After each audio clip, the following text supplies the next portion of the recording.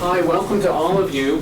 Thanks for coming. My name is David Bishai. I'm on the faculty at Johns Hopkins School of Public Health. And for those of you who haven't heard about the Health Systems Board before, we are a group of people interested in health systems that meets in DC 3 or 4 times a year, sometimes more, sometimes less. We are people who come, usually work around here, and it's nice to come by sort of late on Friday, or sometimes in the middle of the day, to discuss our shared interest in health systems. Sponsorship is really non-existent. We don't cost anything, and so there really aren't any sponsors. Future Health Systems, a project we have at Johns Hopkins, tends to be interested if there are some small costs that we'll pick up. Well, let me not delay. What we'll do today is just go and do some introductions of who we are, just so we get to know each other, and then I'll introduce our speakers. So I've introduced myself. Why don't we start with Cyrus? Hi everyone, I'm Cyrus, and I just got back this summer from Afghanistan as the country director for a project, and I'll be talking today about sharing some of my experiences there. Prior to that, I was with the World Health Organization in Geneva, running a large multi-country project, and currently I have a faculty of tenure track faculty appointment at Towson University in the Department of Healthcare Management. I accepted that because I have 2 tiny tots, and I've been traveling far too much, and my spouse said, and not only do you need to have a job in the city, but it has to be in our backyard. So literally I can bike to work. So I'm grounded as of now. I don't know how long I'll stay that way, but I'm grounded as of now. So thanks. My name's Elaine Barwa. I work for Apt Associates, and I'm a health economist. David was on my thesis committee when I defended my PhD at Hopkins School of Public Health. And I work a lot on Haiti and lots of African countries, so Tanzania, Ethiopia, lots of things, on HIV and more health insurance and health financing now. And I'm not grounded. My children are now 8 and 9 and very used to me traveling quite a bit. So. I'm April Kaplan, and I'm also at Apt Associates. I've been there for about 3 years now, after finishing a program that sounds really similar to yours in Health Systems Administration. I work primarily on human resources for health activities and some of our resource tracking work, and I've been lucky to work on some of the HIV activities in Haiti, which is all under Elaine's umbrella. So that's my background. I'm Anne. I am a project officer for the Capacity Plus project at InterHealth International, and we focus mainly on strengthening the global health workforce. And I actually recently graduated from Johns Hopkins School of Public Health with a master's degree in the health systems track. I'm Jacob Eccles. I'm down at George Washington University working on my master's of public health, focusing in global health security and humanitarian response to conflict. Just starting my thesis project, working with Dr. Ron Waldman on the analysis of the implementation of peace accords and its impact on health systems. Michael Taylor, also from GW School of Public Health, second-year master's student. I focus my studies on surgical workforce development, human resources for health in general, but specifically surgical workforce. My name is Nick Frankfurt. I'm a third-year PhD student in the Health Systems program at Johns Hopkins, and my interests are mainly are in child health and vaccination programs. Hi, my name is Arushi. I'm a PhD student in the Health Systems program at the School of Public Health in Hopkins. My interests are human resources predominantly. Hi, my name is Jonathan Akofu. I'm also a PhD student in the School of Public Health in Baltimore. My interests lie in chronic disease and health systems response to emerging issues of chronic Hi everyone, I'm Tim Robertson, also at Johns Hopkins School of Public Health, third year DRPH student in international health, looking at community health workers and community case management in particular for childhood survival. My name is Ted. I'm from the School of Public Health, Johns Hopkins. I'm a second-year DRPH student. Hi, I'm Raheem. I'm first year's master's student in the Health Systems program at Johns Hopkins International Health. My name is Michelle, and I'm also in the same program, the MSPH at Hopkins. My name is James. I'm also a first year MSPH in the same program, Health Systems, within Professional Health. I'm Emmy Lyles, again, MSPH Health Systems from Hopkins. I'm Beth. I'm also an MSP student in Health Systems International at Hopkins. I'm Annie, same program. I'm Amara, and I'm in the same program as well. And we have one more person. Why don't you introduce yourself? My name is Manuela. I am a third-year PhD student in the Health Systems program at JHSBH. Great. So glad you're here. And let me sort of give you a little bit of an introduction to our concept and our speakers. This idea started when Elaine guest lectured in my class about a year ago and presented this trouble that she'd noticed down in Haiti, where the NGOs were sort of digging in to stay in many, many ways, and it raised several problems. So I thought it would be great to have Elaine share this more widely, and to bring it into contrast, to try to get another setting. I went to Cyrus, who had recognized a similar syndrome that had been setting up in Afghanistan. So I thought by putting them both here with you, and they're going to speak for about 10 or 15 minutes just to give you a sense of what they've seen on the ground there. And then it's up to us to think about what this means and what, if anything, should be done. So we'll keep the lights low at the start because the slides will project better in the low light. But after we're done with the presentation, we'll get the lights up, and you folks in the corner will come up and join us here at the table so we can have a round table discussion. So I'll turn it over to Elaine first, and I'll hand you the laser so you can advance your slides. Okay, thank you. And I point it there. And while you press the red one, then. Okay.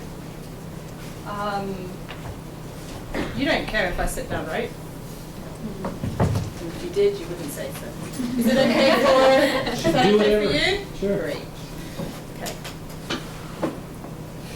So, I started working out in Haiti autumn, sorry, you're in America, fall 2009 on a project that was called Health Systems 2020. It's a USAID funded project.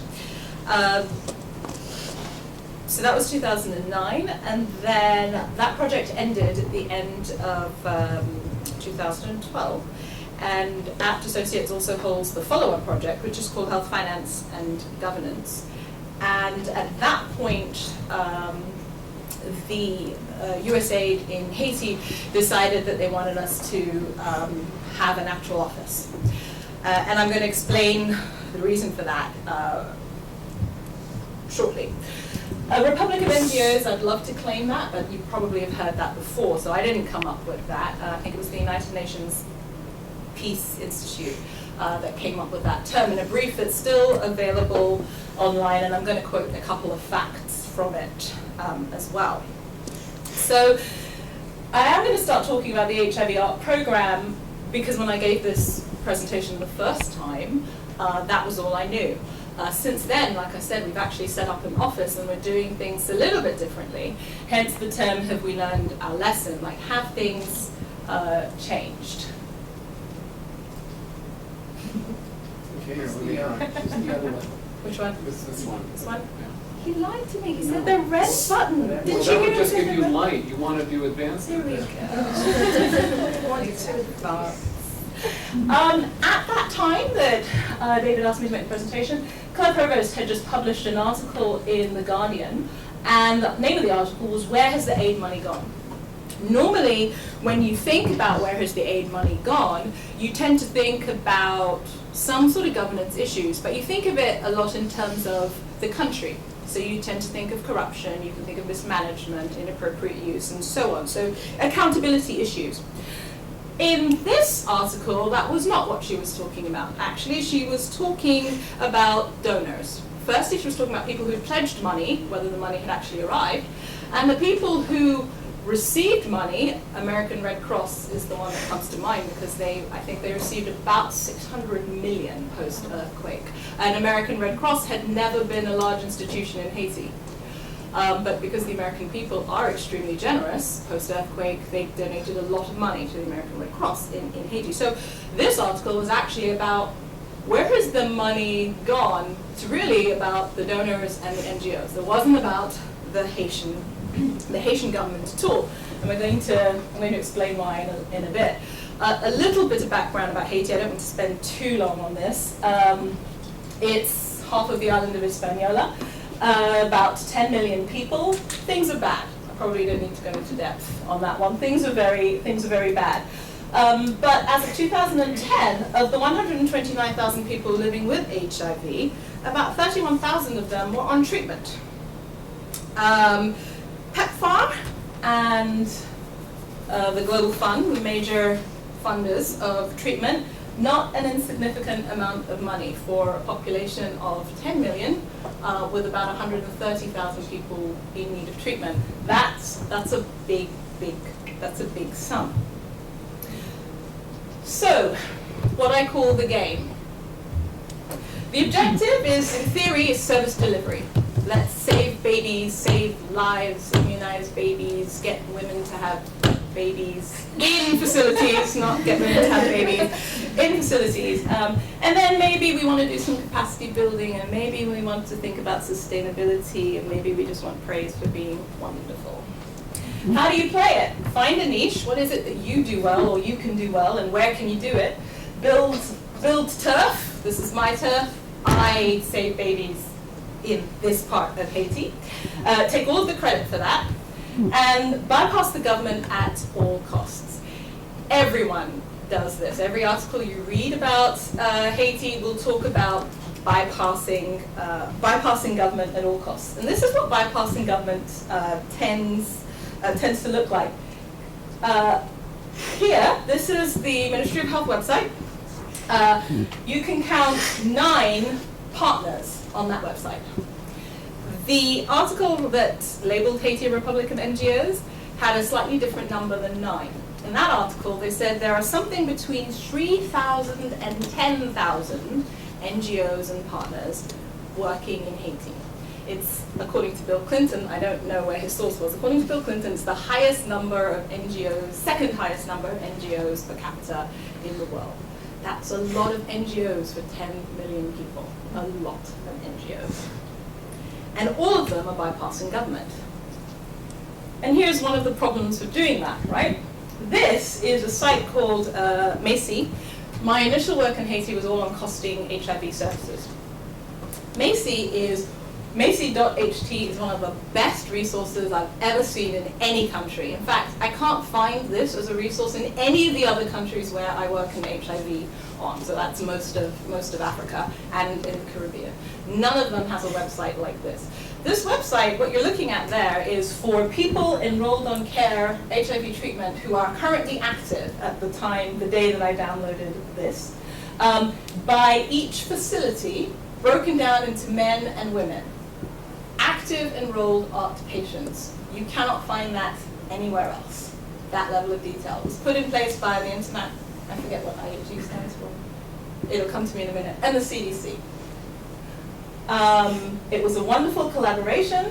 It's brilliant. The government was not involved in any way, shape, form, and as soon as that money runs out, it's gone.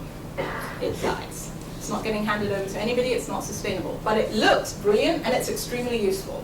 But it's going to die soon. The arrow is pointing to Les Centres Gestion. And Les Centres Gestion is an NGO that I'm going to talk about in a minute because I want to show you something post-earthquake. Because, you know, as much as it sounds like a Republic of NGO and I'm going to knock it a lot, I want you to remember that the NGOs are also doing really good stuff that probably wouldn't get done at all if they weren't doing it. And Les Centres Gestion is a really good example. But the question I want you to sort of ask yourselves, sort of as a governance question, like, whose responsibility is this? And I want you, when we're having a discussion, I want you to think more broadly than, oh, well, obviously the government should do it. I want you to think about how did we get to this stage and how do we get to giving it to the government? Because it's not easy, and I'm going to give you some numbers to demonstrate why it's not easy. This graph, you don't need to really know any of the details, but this is just a blow-up of that table that I showed you before. It's for Les Centres Gestion. It's an NGO that is in Port-au-Prince. I want you to see that blue bar, which is the number of people enrolled, and I want you to see how it's growing. The first bar is January 2010. The earthquake happened on January 12th, 2010. Notice that that blue bar is still growing. So that is what can happen, and that's what NGOs are making happen in Haiti. That's a really, really good thing. That's not what, when we had a PEPFAR meeting in July that year, everybody was expecting, oh my God, there was an earthquake, it's a disaster. If you read the international media, like, everyone died. Okay? But that's not really what happened. A lot of people died, and I don't want to sound like that's a trivial matter. But that means that things are working well.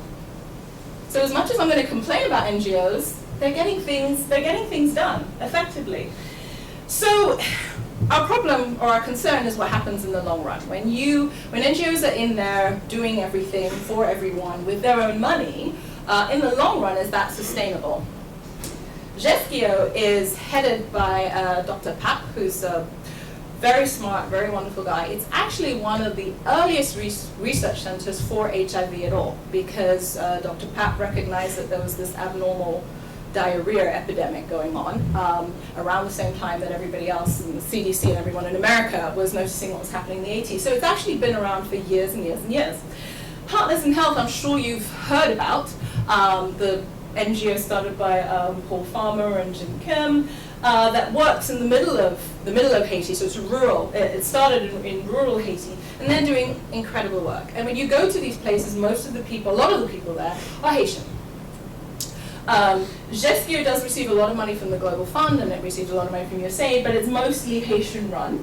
Partners in Health gets money from everywhere, but it is mostly Haitian run. When you're in Zone La Santé, which is what it's referred to as in Haiti, it's all Haitian. There are a few foreigners or expats, but it's mostly Haitian.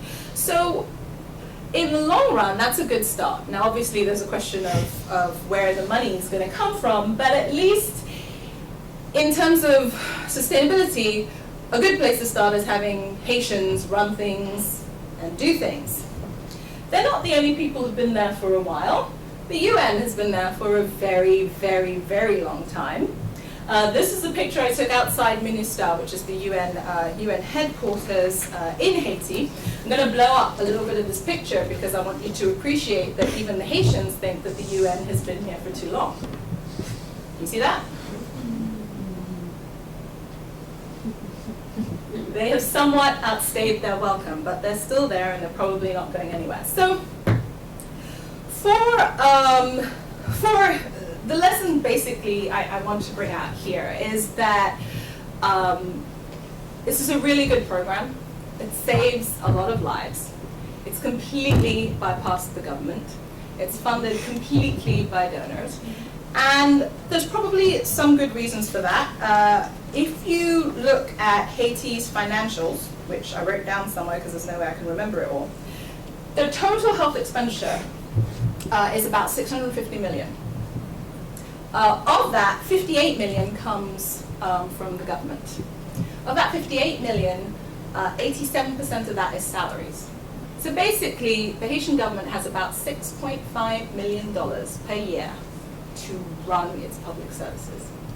So obviously, everything's going to be donor run. And obviously, you're not going to be able to just hand all your programs over to the government because there just isn't money. So one way of addressing this is having more Haitian staff. Another way of addressing this might be, how about we don't bypass government? How about we work with the government? There's a brilliant, bright idea. So, post-earthquake, actually, a lot of people have changed their tune. And I have to give credit to the World Bank, credit to USAID. Actually, I have a whole office in Haiti now, so USAID has definitely changed its tune. And all we do is support government. That's all we do. We work at the central level on health financing. and human resources for health. And we work with ministry, trying to build their capacity to do what they need to do in terms of developing a health financing strategy, in terms of managing the HRH workforce out in Haiti. So, results-based financing, I don't want to talk about what it is because I'm going to assume that you all already know, and that's not the point. It's got a long history in Haiti. USAID's had a project held by MSH that's been doing this for about 15 years, so it's been there for a long time. Here, in 2013, it's, I think I refer to it to my chief of party out there, it's going large. USAID has just had a big project that they've just, a grant that they've just awarded. World Bank is in on it. Crowdout also has one, and there are a couple of other smaller projects that are being set up now. So this is a map of Haiti. It's made up of 10 departments. USAID projects will cover 4 in the north and 6 in the south. Crowdout covers that one down there in the south. The World Bank is going to launch a pilot up there, and then that pilot is going to hopefully cover the whole country eventually when it's up and running. Who's missing? There's no Haitian government there. No Haitian government there at all. It's not their money. It's not their model that's being used. There's nothing. So what we have is just what I think our problem is. We've just got a huge failure of governance. Even when we changed our tune and we said we're not going to bypass the government anymore, we're still doing it. The reasons are complex, and I can't cover them and let Cyrus talk at the same time. So I'll try to be brief. Coherent decision making. The Haitian government has spent so long being bypassed and has so little control over what's done in the country. It actually doesn't know at this point what its roles and responsibilities are. It has a health policy, it doesn't really know how to implement it. And it's not just a question of money. It's not just that they only have 6.5 million. It's that they've been not doing it for so long that they're not really very sure what they're supposed to be doing. The Minister of Health said to me a few weeks ago, she said, she was talking about one particular unit, and she said it's the human resources for health, and she said it's like there are many little human resources for health units because nobody really knows the one thing they're supposed to be focusing on, and everybody's trying to do everything, and then some people are trying to do nothing, which I can identify with. And so she said just the roles and responsibilities, we just don't know what they are. Haiti doesn't have a health financing policy. So that big mess you saw back there on the map before for PBF, there's no health financing policy. So they don't have a leg to stand on to say, no, don't do this in our country. There's no health financing policy. What model are we going to use? We don't have a health financing policy, so we don't really know which model of PBF is the best model to use. So all of those groups are going to just use different models of PBF, which is going to be interesting. I can see the train wreck happening. So we don't have roles and responsibilities. Institutional and resource capacity. I asked someone in the health economics unit, in the planning unit, and what is PBF? They said, oh, it's health financing. And I thought, great. We're in big trouble because he doesn't know what PBF is. But it's being implemented all over his country, and he's a health economist in the planning unit of the Ministry of Health. So we have some major resource capacity and capacity building to do that. Information assessment, right now, I am literally at this moment struggling to buy laptops because we're doing a field assessment to see how facilities use the revenue that they just generated at the facility. And we're doing it with the Ministry of Health. We're doing it, the HFG project is doing it with them together. And they said, we don't have any laptops. So we're going to have to buy that. So just literal capacity as an infrastructure is missing. So if you don't have laptops, of course you don't have data. How could you possibly have data without laptops, without internet? So it's not that these things aren't there. All of the World Bank, Crowdout, CEDA, WHO, UNICEF, UNDP, UNFPA, all of those consultants are wandering around the Ministry of Health with their laptops and their little internet connections. They've all got internet, but the people they're working with don't. And when you try to buy the internet, people will say, my client, USAID, will say, no recurrent costs. We can't spend money on recurrent costs. So my consultants will walk around the Ministry of Health with internet, emailing people who don't have internet. Not helpful. So, I mean, accountability and voice, I'm not going to drone on. I want to be quiet so that Cyrus can talk. But I just find that what's interesting in Haiti when we talk about governance is the governance failure is not just a failure. The first three are probably like a failure on the government side that we need to address. The last three, accountability, voice, and transparency, those are completely a failure on the donor side and the NGO side. We don't include the government. If we can exclude them, we will exclude them. The first PBF working group that I attended was Crowdout and USAID and the World Bank and LMG Project and MSH and APT Associates, and we were all there. No government person was there. Accountability and voice. I'll give you another example. We did an NHA, so it's the National Health Accounts Exercise, where you track expenditures through the health system. We launched it we did it for 2010, 2011, and the minister launched it in July this year. The thing she said that was the most important thing is that what we learned was that you, and the audience included a lot of funders, donors, NGOs, and so on, said what we've learned is that we can conduct an NHA with the help of USAID. We can do it. But you know why we're missing, why this is not as good as it could be? Because none of you participated and gave us your data. You refused to provide data for us. So this time, we want you, and we're doing it again, this time, if you'd be so kind as to provide us data, it would be extremely helpful for the planning and operational planning of the Ministry of Health. She said that to all of the donors. So I think we're on the right path. We work only with the national level of government. And it's difficult because they've not worked with a project like us before, because everybody has been bypassing them. So we annoy each other frequently, and we have fights, and we argue, and like, this is not how we do things, and so on and so forth. But at least we're building a relationship, and we're learning how to work with each other. And we're trying to address some of these governance failures at that level. What's really difficult for a project like mine is that I'm not saving lives. I'm not putting pills in people's mouths, and not immunizing babies, and not catching babies. It's really hard to justify and measure health systems to our clients. Our client in USAID, the Office of Health Systems, doesn't have money of its own. It gets money from everywhere else, from the family planning people, from the Office of HIV. It doesn't have money of its own. And yet it's absolutely critical. Here, this is one sort of, I think, very clear demonstration of if you just don't have any government participation, you're just going to be there forever. And maybe some of these people want to be there forever. For sure, the UN soldiers want to be there forever. Anyway, so I guess we'll talk more when Cyrus is doing this.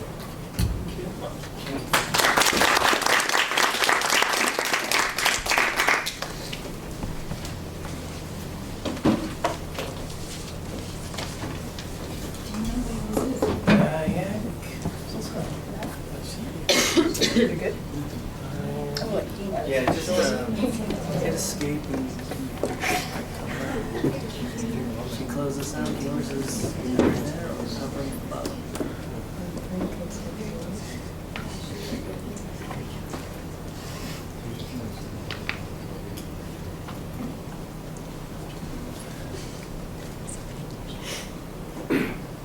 I hope you won't mind if I sat down too.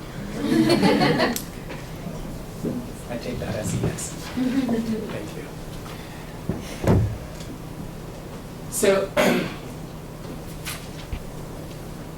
I think Elaine did my job very well. So I just think if there's anything, I was thinking about how to contrast what Elaine has just spoken, because it essentially is a replica. And you could just substitute the name Afghanistan with Haiti or Haiti with Afghanistan, and it's more or less a similar story. So I'll try to bring out subtle differences, if considering that we have more similarities. So just an overview, we'll talk about a bit about the profile of Afghanistan NGOs, and more specifically, I'll take a different look in terms of strengthening of health systems in the country as opposed to a program. And talk a bit about ministry versus NGO in planning and program implementation, also evaluation, And what do they do? How do they work together? Do they work well together or not? And there are two programs, and I would like to sort of circulate these two reports, which are essentially reports that evaluated the programs that are being implemented, which is the BPHS and the EPHS programs. Okay, so I don't want to belabor this fact, but Afghanistan is located in a very, what you call, peculiar position among several countries. It's landlocked, has a population of about 30 million people, 27 to 28 million, and mostly there are Sunnis majority, but there are several ethnic groups that dominate the place. There are the Pashtuns, the Tajik, the Uzbeks, the Hazaras, and the Turkmens. So you have Pakistan down there, and you have Kandahar and some of these provinces. It has about 34 provinces, and some of them are more safe than others. Some of them are not as safe for even data collection or running health facilities there. So similar situation with Haiti in terms of the GDP as well as Human Development Index, pretty low, and has suffered a lot of invasion and civil wars, and one of the world's poorest and most underdeveloped countries, as we all acknowledge. Okay, a lot of civil wars, and were followed by armed interventions, as we call war on terror. And I apologize if I'm going to be cynical, but that is my personal view as well. Having stayed there for 24 months, I've witnessed a lot of things that escape media. Human rights violations have been one of the biggest concerns, especially the rights of women. And we all know that there are poor health, economic, and social indices. Okay. So nation rebuilding or state building started off, it was triggered. The stimulus was the Bonn Agreement in 2001. And that formed essentially the Afghan Transitional Authority, or the ATA, in 2002. It was a 5-year, what you call, plan, and there was assistance by UNAMA and ISAF in terms of security. Until 2005, when President Karzai came into power, and there were hopes, and a lot of hopes and confidence in seeing Afghanistan in a different light. There were a lot of challenges then, and they continue to exist, which is the level of government influence outside of Kabul and key regions. There are several ghost websites that are there, where certain provinces are managed, run, and governed by shadow governments of the Taliban. You don't hear much about them, but there are, there's the nominal and there's the real. The real government is by the Taliban in some of these provinces, where there are shadow governments. So search continues for some of the remnants of the Taliban and Al-Qaeda. The compact, or the London Conference in 2006, was sort of an agreement that where all the nations came together with the Afghan government that we're going to be partners, real partners in rebuilding or state building. And essentially the compact in 2006, it was in London, where all the donors, countries, member nations came together and said, let's work out the goals, means, and mutual obligations, and how are we going to monitor progress and the devices for implementation. So this was the Afghan Compact. The Compact identified three pillars over 5 years and said donors would do this, NGOs should do that, the state government should do this, and this is how we are going to work. These are the rules of the game. This is how we will engage. And so they identified 3 pillars: security, governance, rule of law, and human rights, and economic and social development. And obviously this is more about the corruption, judicial systems, getting rid of narcotic activity, security, stabilizing, and then of course economic and social development included infrastructure, rural networks, roads, hospitals, health, agriculture, and so on. So basically these were the 3 pillars that they identified that they would work on over 5 years. Okay. So for a moment, it's too much to talk for 15 minutes about the entire nation building, but essentially that's a courier system right there, what you're seeing. A guy on a motorbike, he's delivering stuff there. Okay, so I thought that was cute there. So anyways, this is what was indicated in the Compact 2006 about goals for health and nutrition. Essentially by 2010, that they would have BPHS as a basic package of health services, and we'll talk more about what that is, would cover at least 90% of the population, and by doing that, we would reduce maternal mortality. We will have good immunization coverage and reduce what you call the under 5 mortality rate. They also laid down the rules of the game in terms of how we will monitor. It will be joint, it will be a true partnership. The Afghan government will be at the table, there will be co-chairs, and the UN would also be there, the UN, and it would have a small secretariat. So Afghan government, the UN, and a small secretariat. And there would be timely reports on the progress on each of those targets. There were targets or benchmarks set for all the 3 pillars. The 3 pillars we talked about: security, governance, and economic and social. So they set targets. Okay, so NGOs in Afghanistan. There are 2 main categories of NGOs. One are what we call NGOs, true NGOs, and the other is called SOs, or social organizations. And in the SO law, what you call preceded the NGO law, which came up later. So about 4,000 social organizations, essentially, who are registered with the Ministry of Economy and the Ministry of Planning, who have the right to form social gatherings for the purpose of securing material or spiritual aims. And the NGOs, per se, there are about 2,000.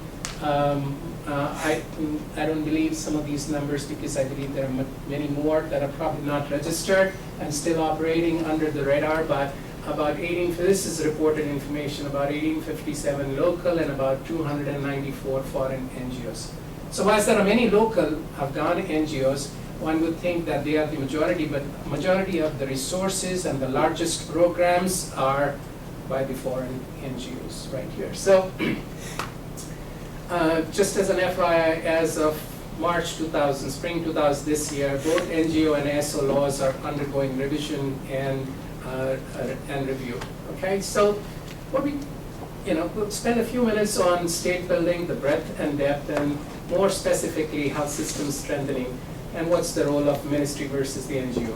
Do they complement or crowd out each other? And we'll take the example of one of these programs called the BPHS programs. So basically, the current health system, broadly in 20 seconds, you have the private, public, and government NGO partnership. And there are some traditional faith, what you call, these are all independent, distinct, and separate. There's traditional, there's modern, and what you call, we have the primary, secondary, and tertiary levels. The primary is the health course and the basic health center, the sub-center, and the comprehensive health center. This is primary care, maternal health, immunization. Secondary hospitals, you have a district hospital, and you have several, what you call, tertiary hospitals. So this is what it is. So this is a picture that, what you call, I thought should give you the entire, what you call, visual of what's happening. So this is in Kandahar Health Directorate in a certain district. This is a basic health center code number. So it's the funding agency, you can note down, is USAID, and the implementing agency is a partner. So there's an NGO who is running that clinic, but it's essentially under the auspices of the Ministry of Health. So there are 34 provinces in Afghanistan, and the bank has funding as the donor for 8 provinces. They've come to an agreement, USAID for 13 provinces, and the European Commission for about 10 of those provinces that have supported these NGOs. So the basic package, the basic package and the EPHs, the basic package of health services, mainly primary care. The essential package of health services is EPHs hospital. And this is a model that has been utilized in many countries, Rwanda, Timor-Leste, Liberia, and this is a model where there's a core group of services identified for the basic package that are essential, evidence-based, that we hope to cover. So this is what you call a picture of one of those primary healthcare centers there, and this is a physician examining a patient right there. So again, the contracting implementations, the donors would have performance contracts with NGOs who bid on projects, and essentially for different clusters, there are bids set out. It's capitation based, and for those of you who have taken the courses, and managed care capitation is per member per month. You basically have a set fee, and so everything else from here on, these are the services, these are the targets. And there are varying contractual approaches by donors. The reference cost is approximately US dollar 3.8 to 5.1 per capita is what is set right now. And the NGOs bid on these contracts, and these are renewed every 3 years upon favorable evaluation. I was on the evaluation board for some of them who really didn't meet any of the targets that were set. They were capitation based, they received the funds, there were complaints, but they still got renewed. And I was like, what are we doing this evaluation for? And clearly there were some legal and contractual approaches that they had adopted that didn't allow them to go to court. The only thing they could do is either discontinue the contracts or not renew the contracts, but you couldn't go to court. Yeah. So the basic package of health services, about 1,680 basic health facilities. These are the number managed directly by MOPH is a small fraction. The majority of them are managed by NGOs. You can see, and so this is about 80% of functional health facilities have some sort of NGO involvement. Okay, this is basic health services, primary care in a country. More than 80% have some sort of involvement of the NGOs. And I say that some sort because it's a continuum. The continuum, in some cases, donors or NGOs have decided that all we'll do is, redo the physical structure. So the Japanese agency JICA decided that they wanted to rehab a hospital, and they rehabbed that entire hospital in Kabul. And sort of the entire structure, the physical structure, the plant is all set and ready, except there's no NGO that has agreed to manage it. So it's lying vacant as of now in Kabul, a pristine building, and lots of aid money lost. And the government is not able to find an NGO who would be a partner to run that particular. So just to give you an example, there's varying what you call level of support, rehabbing old facilities, providing equipment. Some decide to provide salary support, training, or the extreme situation being, yes, we'll do everything and we'll provide direct service delivery. Most NGOs decide to go in for providing general primary care, but some of them have more specialized, like eye care, and some of them do TB control and so on. So we were in Afghanistan for the last 8 years, and we, as in Johns Hopkins, the School of Public Health, Department of International Health, the Health Systems Program had a contract to be the third-party independent evaluator. Some of the reports that you're seeing are our reports where we evaluated the performance of these NGOs in delivering the basic package and the essential package. We used a balanced scorecard approach, and some of you may be familiar with Kaplan and Norton's balanced scorecard. You can't assess performance. A very sophisticated, came up with 30-some what you call measures, which we sat down together with several stakeholders, and it took a long time to develop those measures since we decided that we needed buy-in, and we just didn't want to come up with indicators that we thought were relevant, ideal, but what were relevant and contextual. And so we spent a lot of time with the ministry, with the bank, sitting across the tables, having lots of caffeine, burning midnight oil, coming up.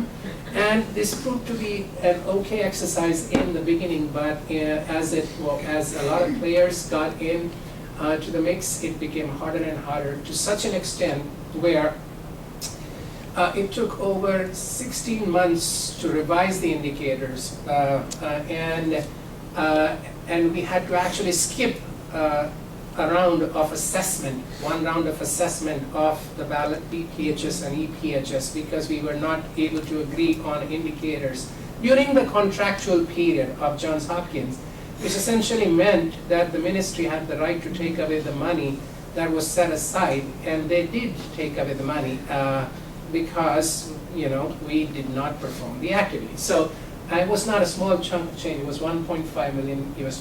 But the hazards of being, the buy-in process, stakeholders, getting to agreement, so that, that was something we were unduly penalized anyway. So the idea was to monitor delivery of basic health services in the 34 provinces, and not just the health service delivery. Are the health services doing their job? Do they have the essential drugs? Are they carrying out the immunization? But also at the population level, household surveys. So we did 2 large household surveys in the country. Now, I could spend the rest hour talking about how we did that, because that was extremely challenging. But for the purpose of this talk, let's just focus on the results now. So, are they doing well? Has there been a difference? Yes. Some of them have been impressive, the gains in terms of the number of women, the babies, the children, the immunizations, as Elaine would say. I like that. And so we're doing well. They're doing pretty well. Seeing a lot of improvements. A lot of people trained birth attendants, a lot of community health workers trained, and there's a lot of successes of it. As the WHO representative said, has made impressive progress in the health sector over the past 7 years. You see children before under 5 mortality of children going down, the trends in uptake of clinical services and meeting targets also going up. So why have NGOs? Well, for one, quick impacts. You want quick impacts? Get them here. And they bring massive strengths to the table. Some of them, are huge and have huge resources. And Rahim was mentioning he worked across the border for AKHS, right? They are big in Afghanistan. And they have not only that, but even the cellular, Roshan, the cellular network. So somehow the commitment, the entire country, the network for mobile health, they can be good. Mobile health, mobile health can be good.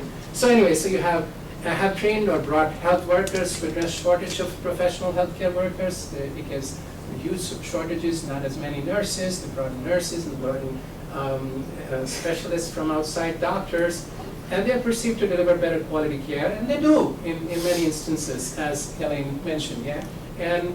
And oftentimes the public sector is in a weak position to compete, and they just can't compete. And they seem to be, mentioned that, neutral, less carb, and often bring about standardization and promoting the principle of beneficence, the ethical principles.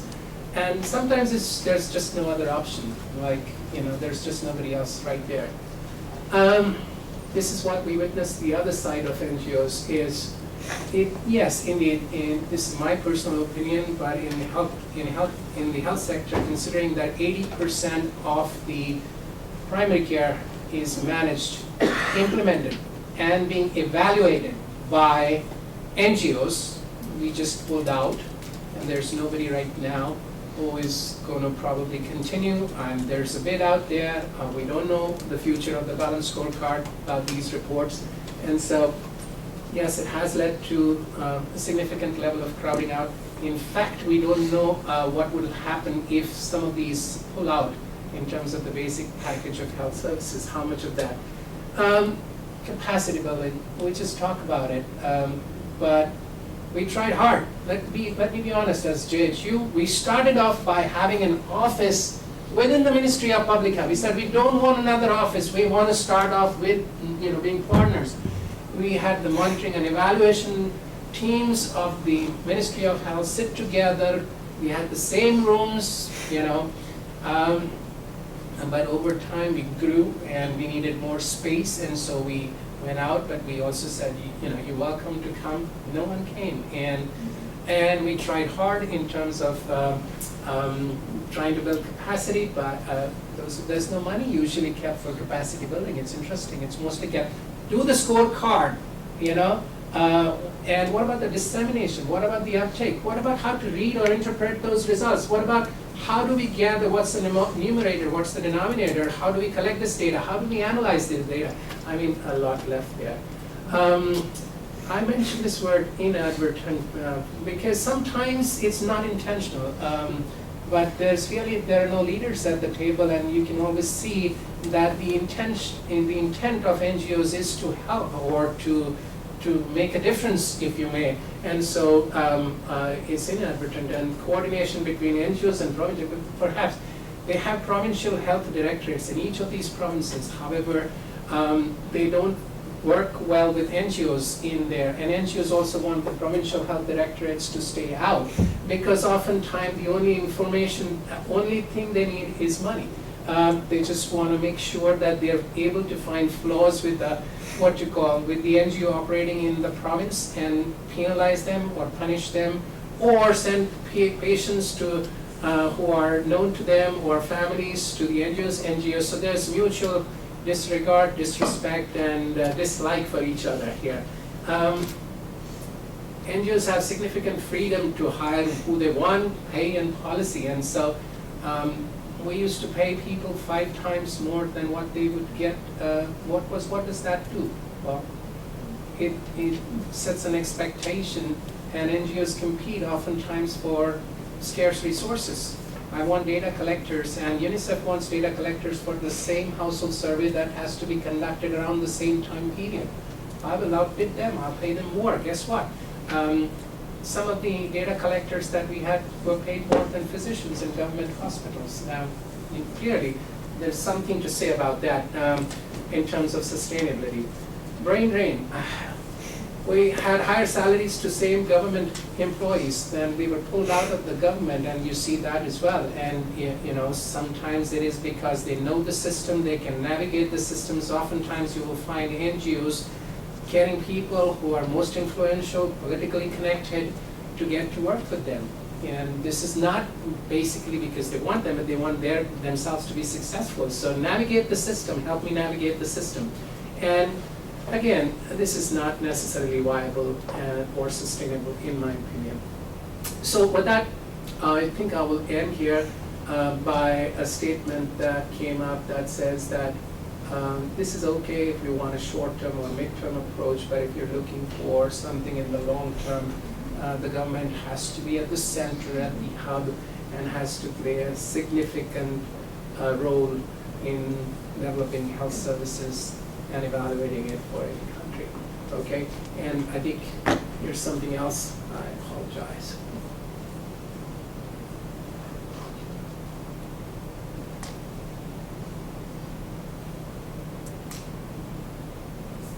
Okay, great. Well, thank you very much, Cyrus. If you're not at the table, come up to the table. We'll turn on the lights, and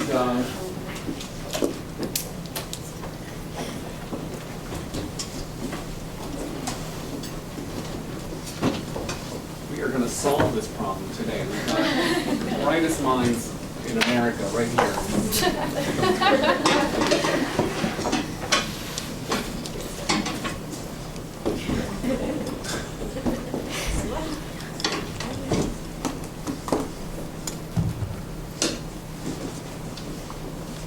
So why don't we start, if Cyrus and Elaine, you want to reflect on, now that you've heard each other talk, contrasts, comparisons, what did you notice?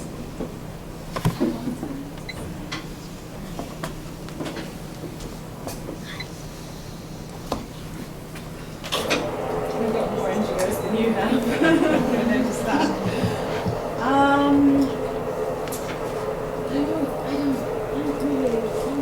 It's the same exact syndrome. But the start was very different. It's not, to a certain extent, I think that an effort was made to have government at the table from the beginning, which is definitely different from Haiti, because that, even now we say, oh, we want to work with the Ministry of Health, but we also want to get things done. So we'll tell them, we keep them informed, but we don't actually engage them because they'll slow us down.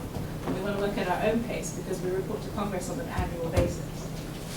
Not because it's good for Haiti, but we report to Congress on an annual basis, and that's where our money comes from. So I think that to give credit to the Afghanistan story, it tried to engage government at the beginning, but then clearly there are lessons to be learned for how it fizzled out somewhat, which is a shame. I think it's essentially the same, and I think it's interesting that we all tried to engage, Haiti tried to engage, and Afghanistan was nice. So I'm just trying to think whether the intent, the intent is there. But I think the patience to be able to go through a process and the time, and the commitment, to what extent. And that's where it is, because at some point we want to get done, we want, we have a timeline that's ticking, and we tried. I'll give you examples. We finally went to the Ministry of the Monitoring and Evaluation Department and told them, listen, we are closing office, we are moving out next year, and this is the last round. We've had this round ongoing for several years, and do you want to depute a few of your people to our office who will sit, who will work with us, who will observe, to go through the entire process of planning how we do it, and what you call? And they said, yes, we will. For about 6 weeks, nobody came, although we had a plan agreed who would come. And then we heard back, okay, why are they not coming? Oh, they need to be paid to come from the office to our office. Transportation, can you pick them up and drop them? Like, no, that's not something that we do. I'm just giving you an example. Okay, so but they need per diem when they travel to to collect data outside, to observe. I said, we have a contract, we are doing the data collection, we're just it might be in your interest to be observers with our team data collectors. Wouldn't that make a lot of sense? But we can't pay, we don't have a budget, so they can't travel. So we had a small budget for capacity building, which we'd already busted, but we still thought this was the last round, so we'll pull from somewhere else, and we sent them out on Portugal. But there's only so much you can do. And then their demands crew. They wanted a car. They wanted so $100 per night, $100 per day for transportation allowance when they travel outside the company. So we try, but it's often hard. So, go ahead. I have a question. I was wondering if one of you could talk a little bit about working with governments that are developing or governments that are in transition, because I think in Haiti there was a new Minister of Health maybe last year or something like that. Correct me if that's not true, but I'd love to hear about what it was like to work with the old minister and then the new minister, and if there were any differences in maybe vision or the direction that they wanted to take the healthcare system in. Interestingly, for us in Haiti, she's not new anymore, but she was relatively new when we started working for the HFG project. She used to be the chief of party for an MSH project. So basically, you can't pull the wool over her eyes, because she's basically, and she said this to us before, I used to sit where you're sitting now. So she's very charming. She's very smart. She's also very disconnected from the rest of the ministry. And so, for example, when we had a work plan for the year. She had approved it. We shared it with the directors of all the units, and then she said, "Go forth and do great things." And then, 2 weeks later, we sat down with all the directors, and they were like, "Okay, you see this plan here that you came up with? That's not what we want to do." So we're like, "Okay, then, what would you like to do?" And we started again and did the work planning. Was it wildly different from what we'd originally planned? No, but we wasted like 3 months doing this again. So one of the mistakes, and I don't care, I'm not going to name names, one of the mistakes that foreign partners make is that they do that. They just go straight to the minister. We've got people around here are extremely guilty of that. One of our first activities, we sat down with all the directorates, invited them to a workshop to discuss, we work with a wonderful group called TRG, Training Resources Group, that's right, and they do OD, Organizational Development. And we had workshops with each of the units, and we said, how are we going to work together? What do you want us to do? What are your expectations of us? And one of the units said to us, you know what we'd really like, the people in that unit, we know what we'd really like? We'd like you to not behave like the World Bank. We would like you to come and sit down and actually work with us. Don't tell us what you agreed with the minister. Come and actually hear what we need, because we're the ones who do the day-to-day work. And, you know, so come and sit with us, attend our staff meetings, and actually work with us. Don't fly in for 2 weeks and leave. And to date, I think we're doing a pretty good job of that. We have an office there now, and my chief of party is an amazing woman, Dr. Marie-Jeanne Foss, and you know, she's in the ministry like every day, meeting with this director, the next director, the next director. And so, but it's completely different from how a lot of the other projects work. They show up for their monthly debrief with the minister, and then they go away. So that kind of real engagement is a starting point. But then it's real engagement with who? Money is a big thing. I have sat across from people who said, look, don't come and redo my processes for me, okay? Because the bank redid the processes last week, and MSH did them the week before, and somebody else is going to give us money to redo them next week. My problem is I don't have cars. Don't give me cars because I don't have fuel.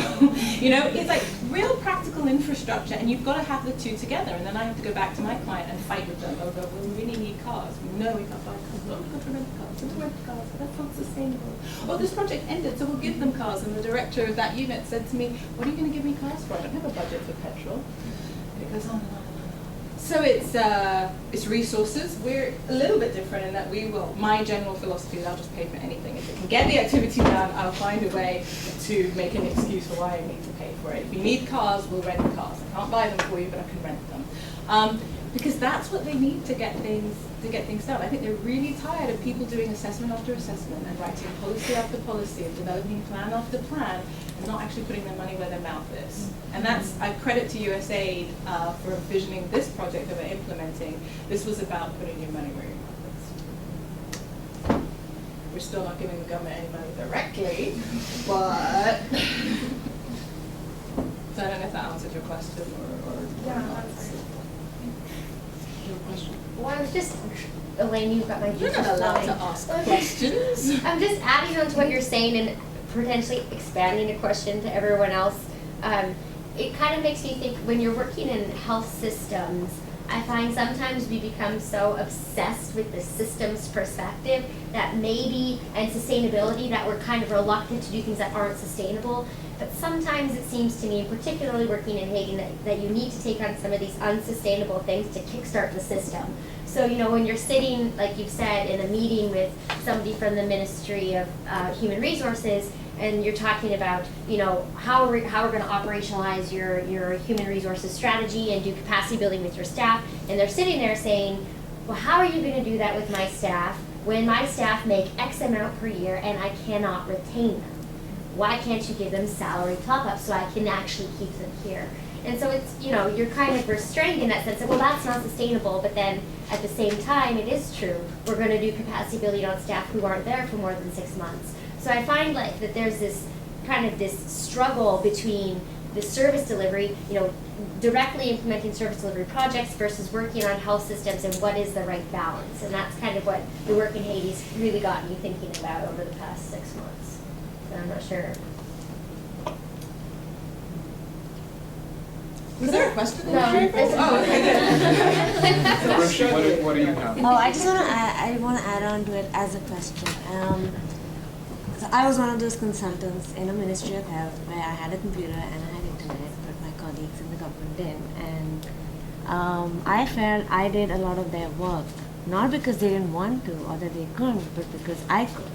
And not just because I had a laptop and the internet, because I was supposed to. And I had the pressure from the organization that I worked for that I was supposed to. So I guess, I don't know, in your experience, what do you feel the government has to perceive about this? Do they not do it because they know someone is doing it already? So why should they do it then? Even though they can. And I'm talking about governments which have money and which even have capacity. Agreed, I mean, Haiti and Afghanistan are $6.5 million doesn't go far, even yeah. for 10 million, No, 10 million people. But I'm talking about countries like Nigeria and India, which have both money and capacity. we have a lot of NGOs that are doing well, so I feel the government feels it doesn't. I think Nigeria is a bit of not exactly an exceptional case, but you mentioned Nigeria and India. I'm not familiar with India, but I am familiar with Nigeria a little bit.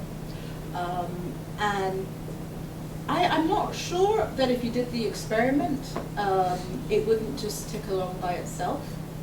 I think that obviously, if you're doing it for me, why would I do it for myself? Which is just, you're already taking care of whatever it is. HIV is a good one, right? Nigeria for sure has enough money to fund its own HIV program. But if PEPFAR and the Global Fund are going to keep giving us money, why would we do that? Whose fault is that? That can't be the Nigerian government's fault, surely.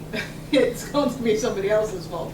In Haiti, I guess the corollary of that is that, well, if there are, I don't know, so much money for health, if I was the Prime Minister of Haiti, I would say, but why would I? One of our objectives is increase the percentage of healthcare expenditure that comes from the government, or just in absolute terms, just make sure that the Haitian government puts more money towards health. Why? They need roads. Have you ever been to Port-au-Prince? It's like San Francisco on crack. Roads are terrible. Why would we pay for HIV care for 31,000 people when we could put that money in building roads? So yes, there's Crowdout, the obvious Crowdout in that sense. In the ministry, yeah, there are tons of qualified Haitians. I can't find any of them to go and work in the ministry. It's the one bugbear I have this year. My client is really upset with me. Hire people, special advisors to sit in the ministry. And then the directors of the unit said, we don't want special advisors. We don't want special highfalutin people who show up at meetings and wave their cards and their cell phones and bring out their iPads. And then at the end of the meeting, they go away and they don't come back for 3 weeks. We want people who will sit here and work. So the minister says, I want special advisors. Directorate says, we don't want advisors. We just want people who can sit here and work, which makes sense because look at it this way. Their annual budget is 6.5 million. My budget is nearly 6.5 million. Something is wrong here. I'm just one USAID project. Something is wrong here. And what that means in literal terms is that all the health financing work I do, it's the same group of people. We want to do the national health accounts, it's the same group of people. We want to have a health financing strategy, it's the same group of people. I want to do operational planning for the Ministry of Health, it's the same group of people. When is that poor person going to do his work that he's supposed to be doing? Is he only going to do my work? So if he's not getting it done, it's not because he's lazy, it's because he's totally stretched and there's only one of him in 24 hours in a day. And mind you, that's just USAID. There'll be others who are there around who will be wanting to have the same audience and attention. Okay. Just to add, I mean, partly I would say not just the ministry, that I think the NGOs are to blame too. And I'll say, matter of factly, giving you an example. Before I joined, we were sort of the hotline for information, health management information system, because we were doing this work. So guess what? We had all the answers. So almost every 30 minutes there was a call from the ministry asking for some information of some measure on the scorecard. And we were providing them, this is the patient satisfaction in this province, this is the immunization rate, and we were doing that. We continued that for a long time. And when I got there, I said, that's not something you should do. We provided the report. They should know where to look. They should know where to pull out those numbers. And they should be able to find that themselves. And so, that means we have to, these were used under heaters to sort of as props, okay? But some of them were in English, okay? And we weren't paid for translation charges, so the contract says that the language is English for all the reports, right? So we provided them nicely bound. You see these cost a lot, by the way, in Afghanistan to print, and these were used as props. So we went there, we said, oh my goodness, we need to translate these, okay? And so, but there was no money for translation because the official language for communication in the contract was English. And so we translated it using our money, of course, and did desktop publishing and provided them with the information. Did they still use it? What did we do then? We actually had someone from our office go to the ministry, spend a good 1 year working with the monitoring and evaluation department, showing them how to use the information from the scorecard. So as NGOs, we are to blame partly too in some ways, because we want us to be the power, the minister's office called for this number, we need to provide them with this number. So. Can I ask a follow-up question on that? Do you think that in general more projects are being funded to include kind of an exit strategy or like a transitional phase to educate people about what you're doing? Do you think that's something that, obviously we'd all like that, but is that something that you've seen? So what's your Just specific in new projects, you said that there was a bid out for somebody to take over the balance scorecard. Do you think that you'll be involved in any of that transition or any of the education? And do you think that going forward that they would have the capacity within their contract to do what you couldn't? Yeah, so in this case the answer is yes, but I'm not sure the answer would have been yes if we didn't have a partner. So this was a joint project. As you might see, there's another player from India called the IIHMR, the Indian Institute for Health Management Research, which is based out of Jaipur, across. And they were sort of our partners, and they are the principal bidders, and we would be the technical advisors to them to conduct or continue this work. So if we were to bid, they are bidding, they are the principal bidders, and we would be the technical advisors. Now, if they don't get the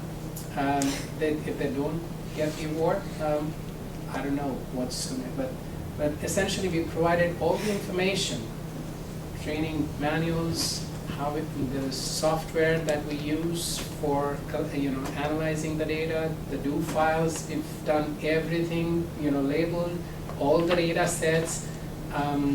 We've got tons of what you call help material, self-help material that we could use. But to answer your question, it would be yes, and we are the logical what you call grantees most likely, and so we might be in a technical capacity for them to continue this. But let me step back to what this is my personal what you call. This is a very robust, sophisticated approach methodology, the balanced scorecard, where we have 29 indicators and we try to assess that.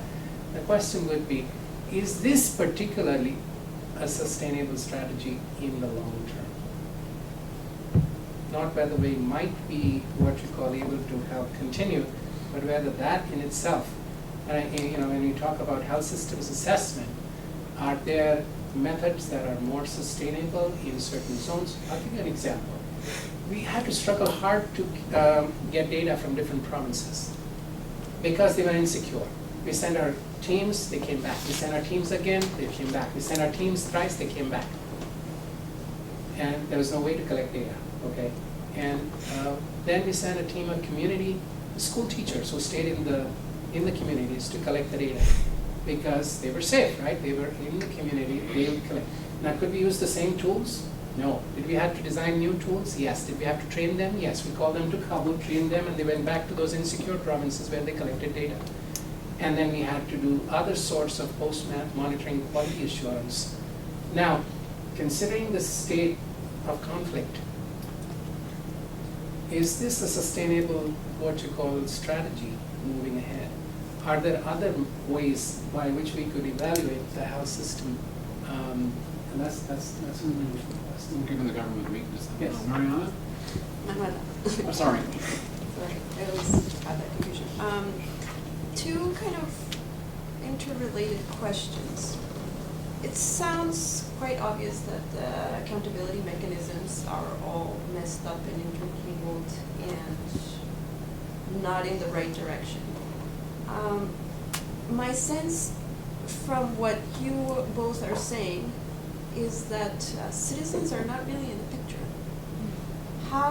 What is happening with democracy? I know that these are fragile states and that democracy is difficult. But is there any accountability of NGOs towards citizens? what is your view on that, and what is your view of the role of NGOs working in health or whatever sector in actually dealing with the needs and the demands of the citizens? That's one question. And the second question is, what is your sense of how do you go in and work with governments and other NGOs, local NGOs, with respect? What does respect mean? I can probably answer the second one. I'm not really sure that I can answer the first one, other than to say maybe for my projects at least, that ultimate role and responsibility for ensuring that NGOs are accountable to the population, that's again, it's a governance issue. It's the government's responsibility to do that. And I don't think we probably shouldn't be going around making sure that, working with the NGOs to do it. That's a government responsibility to do, and it can be done in other places like Rwanda. I don't know if you work in international development, you say the words Minister of Health for Rwanda and you go like, ooh, because she's like this. So it can be done, but I would say that strategy should be working. The government is responsible for doing that. Even if you don't have lots of resources, that doesn't mean that you cannot command respect for NGOs. They didn't do an NGO count until post-earthquake in Haiti. Now there's a database of NGOs there, but it was only post-earthquake. Prior to that, not so much. Even when we were doing the NHA, we said, well, we need to collect information from the private sector. The minister said, we're not really interested in the private sector because we don't have control over that. That's a governance problem. You have to have responsibility for that. That's your job. And that's what I said about roles and responsibilities. In some ways, we have to do a lot of training on what is the government's role and responsibility. Even without money, you're still, in the sovereign terms, you're still responsible for that, and you have to do that. When it comes to working with respect, that's a really good one.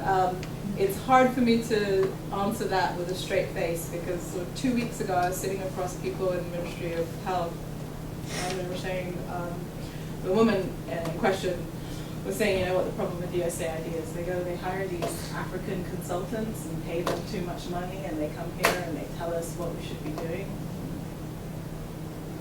I'm African. And she looked at me and she goes, yeah, I know. So there's definitely going to be resentment because she knows that I probably get paid about 6 or 7 times what she gets paid. So my sitting here telling her, so this is really what you should be doing. Like, there's almost no way to say that doesn't rub her the wrong way. I mean, I try, and now I've learned to just swallow it and move on, whatever, whatever. But you're so kind of like, in a way, you're sort of set up to fail in some ways. We have this conundrum. Our client says, hire Haitians, but remember that you can't have too much of a salary differential. I can't hire a Haitian at the same government salary and tell them to go sit there. They're not going to work for me. They'll go work for another project. Why would they? It doesn't even make sense. I would wonder, like, you can't be as smart as you say you are if you're willing to take the money I'm going to pay you. So we can't, it's a real conundrum. But I think Haiti in general, it's a place I really, really like working, but it is really frustrating. And there are times when the ministry will push back and will say, we're doing an NHA. They'll come back and say, you know what, we don't want to do that methodology that you and the WHO are saying we should use. We want to do a different one.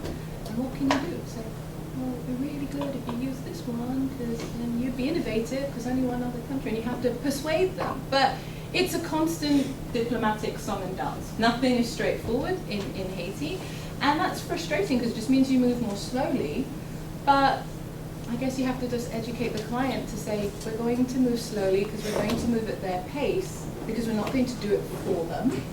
So, and it's a constant war. We need it done yesterday, and we're like, yes, but it's going to take 2 weeks because we have to wait for the ministry. And we just get caught in the middle, and I just get insulted, but it's okay because eventually we get it done. We do it with the ministry. And then everybody's happy, and then we go to the next war. But yeah, it's hard because the accountability for someone like me, I'm accountable to the government, I'm also accountable to the client, and those two don't always see things the same way. But part of it is the respectful part. I think what they were talking about when they were referring to other consultants from other organizations, don't do that. Don't fly in and say, oh, the minister told me this, so you have to do it with me. That's completely different from the approach we took, which is why we had those workshops at the beginning, to sit down and find out what do you want from us? What do you want us to do? And I think we went in with a really open mind. And so far, it's worked. Not every unit is pleased. There's at least one unit that hates us and says, there's people, they just want to do what they want to do. We keep doing it though, because it's a problem if we stop doing it. And then the others are just are extremely, we get on very well with them, and they say, one of the reasons we like HFG is because they ask us what it is we want and what it is we need to do, and we see them every day, and that's just very different from what the other donors are doing. Because we're so wonderful. I'm just kidding. Like I said, the client set us up to do that and gave us the resources to do that. But it's again, resource absorption. My budget is How miraculous is that? That USAID actually gives a care about capacity and doesn't want to just get in and save lives. Is this because Senator Clinton and Kerry are finally dawning on them that there's a problem of Crowdout?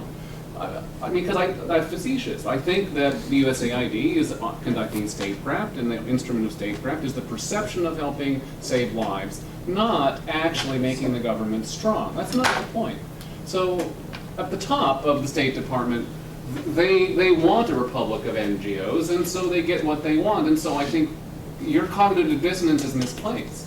You should say, hey, boss, you wanted me just to go save lives. I'm going to save them. Why are we here having this discussion that the secretary doesn't want us to have? Yeah, I think that actually the answer to your question, as facetious as you were being, is actually spot on. It has a lot to do with Senator Clinton. Around the time before the earthquake, there was a massive review of USAID projects in Haiti, and the objective of the review was basically like, we've been spending so much money for so long, and we don't see what we got for it. Which is interesting because we keep talking about the number of people that are on treatment, the number of immunizations, the number, but then somebody asked Dahlberg, and it was Senator Clinton who asked Dahlberg, who's a Swiss consulting firm, to come and do an evaluation. And after that evaluation, I think it was decided that, okay, we should put some money into working with the government. And I think, as with all good policy or reform, there was a confluence of things. We had a new minister who was very much aware and familiar with working with USAID. I think she's currently on the board for the Global Fund. So I think then there was a new government with a president who was definitely different from every other president that Haiti has ever had. And I think all those things happen at the same time in a way that sometimes it just all works together, and people are allowed, given permission to kind of think a little bit differently. USAID's having big troubles adjusting to that, but so is the ministry, because they don't know how to work with USAID. USAID doesn't really know how to work with them, and so we're sort of stuck in the middle. It's a constant warfare, but it's definitely better than what it was before. So we'll find a way through, and we'll get bruised, but I think were you the only multiple one things with at cognitive once. dissonance? Of the other 3,999 NGOs, were they not bothered and saying, yeah, we saved the lives, it's great, we did what we came to do? Was that their message? And they wouldn't have been my speakers today, because they're not like you. That's right. They probably also don't have to go see the minister every 12 weeks to say, well, what did you do for me? Whereas I do. How can there be no cognitive dissonance is, I guess, the question. How can all these people say we're doing God's work, good for us? Why did you have to say we're doing God's work? When we're talking about Haiti, because there are so many people in Haiti who are doing God's work. And so every time you're in the airport, it's full of people doing God's work, because they're not accountable to the ministry. So for them, it isn't. There's no, they're doing exactly. So this idea in this room is a very rare idea. I think it is, but I also think you picked two countries that are very different from, say, India and Nigeria. I'm not sure how many of them. There's Nick, there's the Congo. Let's let Nick say something. I don't know that I guess this is kind of getting to where my question was leading, which is to flip this around a little bit and ask the question, maybe open to the table. Where has this worked? where does it work better? Like, where is the transition between a fragile and conflict-affected state with short-term impact NGOs transitioned well to a low middle income setting with governments? David, what would you say? Because it's one country that comes to mind, but it's a horrible anomaly. Go ahead. Oh, no, sorry. I didn't. All right. No, I can give my thoughts, but I was thinking of East Timor. I don't know whether, and I think you probably knows as well. The difference there is that there was really no government capacity because there was no government, and so the UN stepped in, created a transitional administration with really high capacity people. Sergio Vieira de Mello was running the whole government. Australian was running the health department, and by all accounts, controlled all the NGOs. And then after 3 years, Guzmão took it. Was it Guzmão or I forget who the guy was? Took over, and I think it's been a relatively successful story. Well, this might be what you're thinking about, Rwanda. Yeah. In my head, and then that begs another question: is that do you need a Kagame type figure? Do you need a semi-dictator? Apparently not in East Timor. Apparently not in East Timor. I mean, and that just goes to countries like China, like Singapore, like whatever, that have this strong figurehead at the government who has a vision, but there's some iffy stuff in the short term. Is that the answer to this problem? Well, to me, Karzai is an interesting case because he might be a bit of a dictator, but he's really just the mayor of Kabul, and he can't keep track of the whole country. But you need a Kagame type figure after a conflict or an earthquake or something who will really put his foot down and sort of say what he wants, but maybe not be the most democratic figure in the short term to deal with it. I don't know, because Rwanda is obviously the anomaly for Where everyone says it's worked well. Yeah. Everybody pulls out Rwanda as here's my success story. Why can't you just do what they did in Rwanda? Because I don't have Paul Kagame. If I had Paul Kagame, maybe I could, but I don't. I have Michel Martelly, and everybody's in the street protesting, and he's not going out shooting them all. So they're allowed to protest, but I can't get from my office to my hotel. So I don't know is the answer to the question. To be honest with you, I don't know. I would like to believe not. But for these two countries, I don't know. And then there's just sheer resources. Where does the money come from? It's all very well to say, I would love to know for East Timor, if it's being funded externally, where does the money come from to just suddenly start funding it? Even Rwanda has problems with that. I mean, because we've done analyses on, where is the money? The donor money keeps going like this. Where is the money going to come from? That's really, that's a tough question because you just can't make money come out of anywhere. Even without financing, you can't. Last question, and then Arushi. I just wanted to add about, I think. You can do it later. Okay, go ahead. So I just had a question about how, in your experiences, these ministries react to the high-income country donor organizations versus a middle-income country, like say China, or I guess in Afghanistan, India, like how they react to these stakeholders, if at all differently. Whether there's sort of a kinship in any way, or that's a fake, that's a false kinship. Or well, they certainly don't have kinship for African health economists, for sure. But rather like the organizations rather than the people, I would say. I'm just curious if there's a difference. I mean, I can just speak for myself. Afghanistan values the relationship with India, and it sees, India's established and funded a hospital, the largest hospital it's called the Indira Gandhi Hospital, and it's in Kabul. And there is what you call a lot of training going on. India actually put out something surprising for Afghanistan for training and development for healthcare workers and MBAs and business, and so there. In fact, Ministry of Health officials are currently undergoing MPH training in India. So I think, to answer your question, there is a certain fondness, but at the same time, I think there is a realization that, the money is not as significant, is not what you call what the bank or some of the high-income countries have pledged. And so whereas there's a good feeling, but I think it's more more on the face, but not necessarily in terms of what you call working relationship. And if Mike may just answer the question, Okay. which was unanswered, about the responsibility to the society.